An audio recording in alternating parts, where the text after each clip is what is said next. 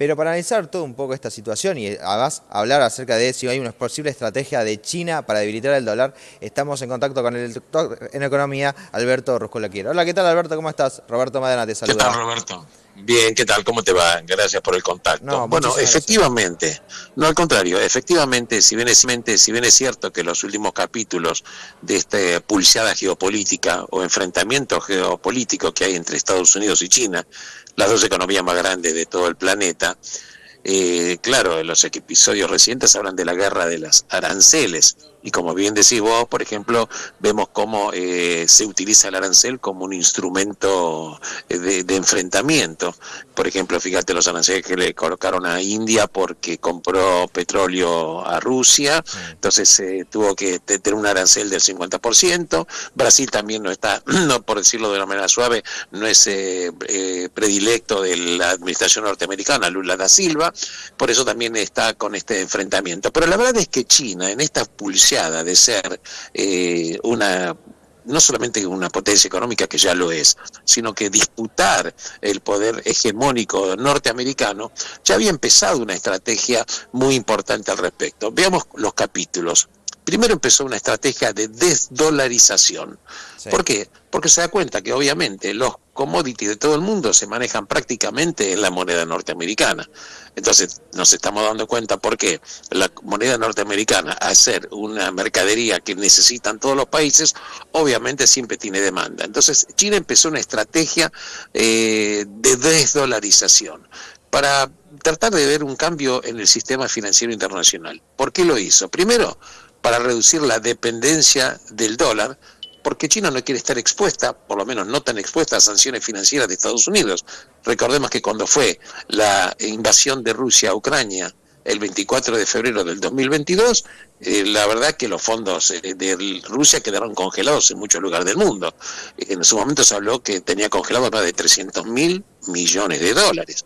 Pero también China, porque quiere aumentar el precio del yuan, el peso, perdón, del yuan en el comercio y en las reservas globales. Sí. Y también para tener una autonomía monetaria que le permita protegerse de la volatilidad del dólar. Y entonces fíjate lo que hizo.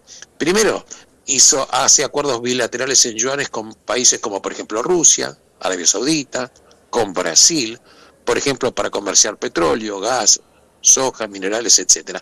Y también crea un nuevo sistema que se denomina el yuan digital para alejarse de lo que es el sistema SWIFT, ¿correcto? Sí. El sistema SWIFT, obviamente, que es el sistema de transacciones internacionales, que cada banco tiene un código determinado, porque prácticamente para trabajar, para actuar en los países necesitan este código alternativo SWIFT. Pero China lo que hizo, creó un sistema nuevo. Es una red de pagos internacionales que se denomina CIPS, Cross Border Interbank Payment System, CIPS.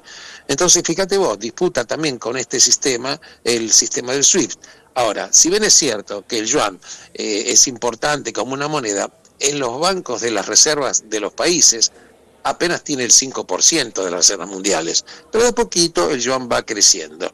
Ahora vos fíjate qué es lo que hizo, que está muy relacionado con esto, por qué el precio del oro fue subiendo. Ajá. Y hay que entender que en la economía nada está suelto ni sucede nada por casualidad.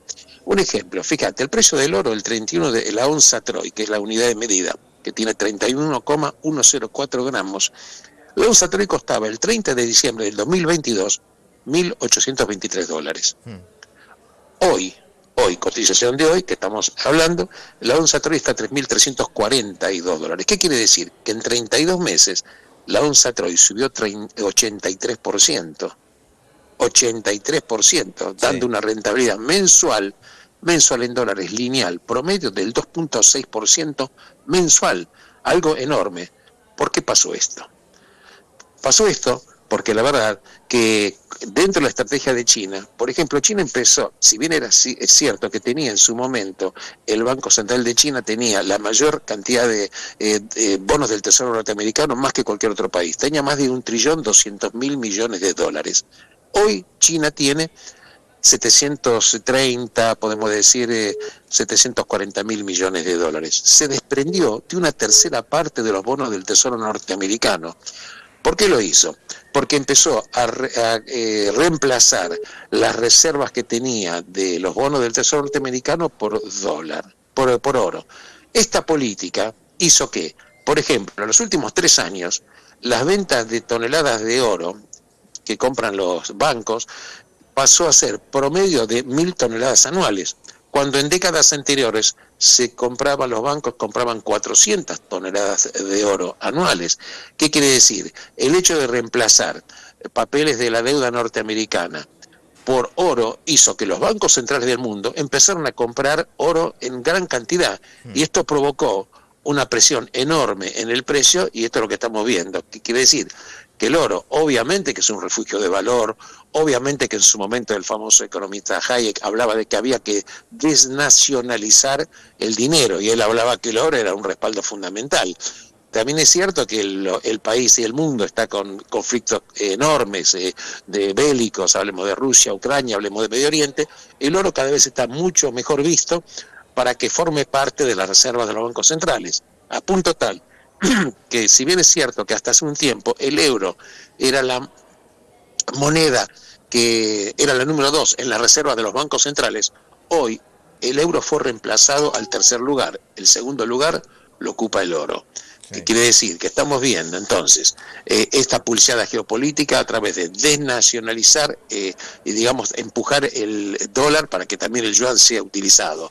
Un código de transacciones bancarias internacionales con el que hizo China, pero también Rusia lo hizo, porque también es cierto que como tuvo sanciones, Rusia también utilizó su propio sistema para salirse del SWIFT, que es un sistema que se denomina SPFS. Entonces también veo que también la estrategia de China, presionando con el oro, los otros bancos centrales de los países también empezaron a comprar. Y esto es lo que estamos viendo, en consecuencia, una China geopolíticamente siguiendo una política, yo diría, algunos dicen que China tiene una política de pacificación. En parte es verdad, tiene la política económica de lo que se denomina la política del endeudamiento. China te endeuda a ciertos países y si no pueden pagar luego las deudas, bueno, se quedan con parte del territorio, como ya le pasó a Sri Lanka. Y también tiene esta política que está relacionada, por supuesto, con la ruta de la seda. Fíjate vos, la ruta de la seda también requiere puertos, fíjate vos la incidencia que tiene China en Grecia, que ya empezó a tener cada vez más presión dentro de la Unión Europea por esta famosa ruta de la seda. En pocas palabras, la pulseada Estados Unidos y China tiene muchísimas aristas. El oro, cómo cambian las reservas, cómo se cambian los sistemas de transacciones internacionales. Y respecto al sistema de transacciones internacionales, te quiero comentar algo que es muy importante. Fíjate vos, el SWIFT tarda promedio, según el tipo de transacciones que hace, algunas operaciones tardan a veces 3 días en acreditarse. Pero precisamente el 17 de marzo del 2025, estamos hablando prácticamente de hace 5 meses, China inauguró este sistema digital que está desafiando el SWIFT. ¿Cuánto tarda en vez de 3 a 5 días los pagos internacionales en el sistema SWIFT? Bueno, el sistema que hizo China tarda 7 segundos. La primera prueba la realizaron entre Hong Kong y Abu Dhabi, ¿sí?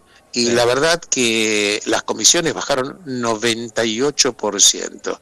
Acá estamos viendo cómo China también, con mucha inteligencia, está pulseando geopolíticamente, también con herramientas de tecnología, la pulseada que tiene con Estados Unidos de Norteamérica. Perfecto, sí, Alberto, tenía muy claro lo que estabas explicando y justo estaba viendo en estos días un título que me llamó la atención y te quería consultar al respecto, que es que China se preparó para la guerra comercial y se preguntaba si Estados Unidos lo había hecho también. Yo ahora te consulto, en base a todo esto, si Estados Unidos está preparado para afrontar esta guerra que le propone China, o cómo estás viendo la estrategia de Donald Trump al respecto. Bueno, la pregunta del millón. Es la pregunta del millón, Roberto. Mira, la verdad es que hay que tener en cuenta lo siguiente. ¿Por qué Trump empieza esta política de los aranceles? Hay que entender que Estados Unidos tiene un déficit comercial anual de cerca aproximadamente 950.000 millones de dólares. 950.000 millones de dólares. En la tercera parte de este déficit comercial lo tiene con China. ¿Correcto? La tercera parte.